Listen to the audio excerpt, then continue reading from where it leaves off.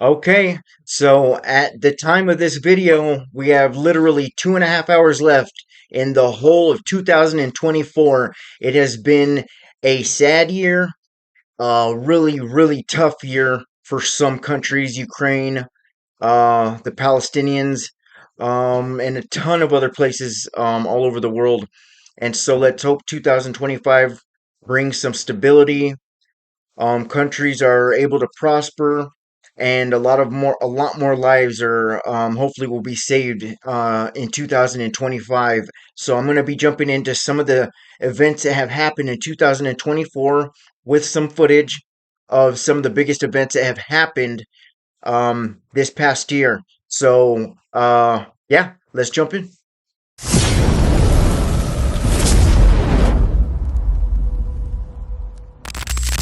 So earlier this year, unfortunately, the Russians managed to take Avdiivka. They have been pushing really hard throughout the entire year. Back in July, Ukraine managed to invade Russia and take a huge swath of their land, and they have continuously been able to hold it. And some are saying that it's um, because they're wanting to hold it as a bargain chip when negotiations do end up happening, more than likely when the Trump administration comes in on January 20th. You also had North Koreans join the fight, with them being reported on the front line in November, but Ukraine has managed to inflict just astronomical casualties on these North Koreans that are in the Kursk Oblast region. They haven't really managed to make much of a difference other than being literal cannon fodder. Um, they don't have experience. They don't know how to cope with drones. And frankly, they do not know how to adapt to this type of war. They've never had, this generation of North Koreans haven't had any combat experience. So it's not even just the fact that their training is super outdated. They just don't know how to cope with this new type of war that Ukraine has managed to throw at the Russians up until this point.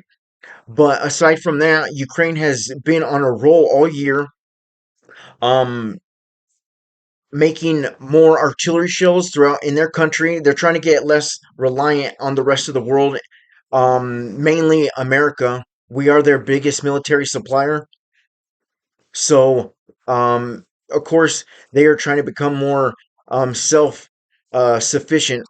So that is always a positive thing. And Ukraine is struggling with um, manpower. They're not having enough people throughout the country that are willing to pick up arms to fight for their country, and that's been a huge problem, and it's been hindering Ukraine in a huge way because without people on the front lines, they are not able to take the fight to the Russians in the way that they would want to reclaim any of their land. Um, America has been pressuring Zelensky and the rest of the Ukrainian people to lower um their age, their subscription, their conscription age from 25. I cracked myself up, from 25 to 18. Um, Antony Blinken, our state secretary, uh, was quoted saying that it's a harsh reality, but it's a necessary reality, and it really, really is. Ukraine is fighting for their survival. I'm sorry, I'm still laughing at my dorky self a second ago. But Ukraine is fighting for their survival, and let's just hope that 2025 brings a lot better things for them. But I think in January, maybe February, we'll have a really good picture as to what is going to more than likely play out in 2025.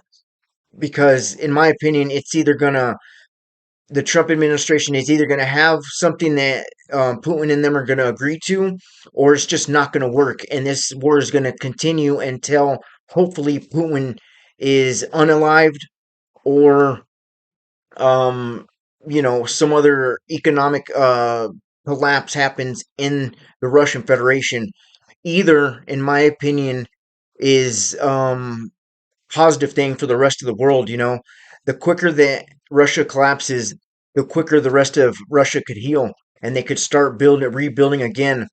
This is usually about the time frame. Things like this usually create a revolution in Russia. Um, Back in 1917, when that happened, then previously one during the right around the Japanese and Russian war, there was another revolution. So there's a lot of signals pointing towards that it's a possibility. They're just needing people to stand up, and let's hope that somebody eventually is going to be the spark that causes something. Because, like I said a few minutes ago, the quicker that something collapses in Russia or Putin is out of power, the quicker that country could start rebuilding and heal, and into what the people want and not just what one man wants. Uh, but aside from that, there has been a ton of other things going on around the world. China has been building, and I guess I'll stop right there. I want to make a different video specifically just on their sixth generation prototype jets that have been uh, making an appearance, I guess you could say, in the skies recently.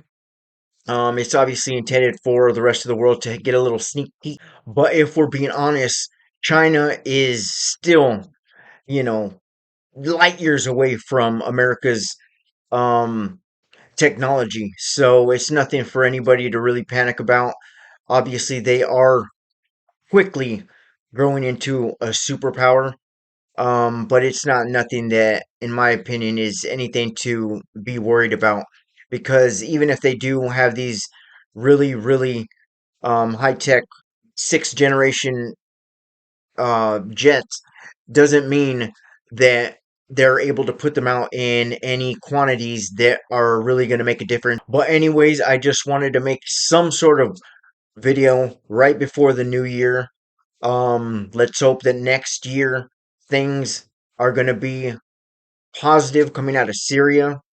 Let's hope the Israel um, and Hamas conflict is over. Let's hope that the Hezbollah and Israel conflict is over. And of course, let's hope that the Ukraine and Russia conflict somehow manages to come to an end. Although I am a bit pessimistic just because of the. I mean, it is just such a complex and deep. I mean, like it's just I see it very few ways for this conflict to end. But anyways, yeah, that's gonna do it for me. And I hope everybody has a great New Year's, and I will see you guys next year.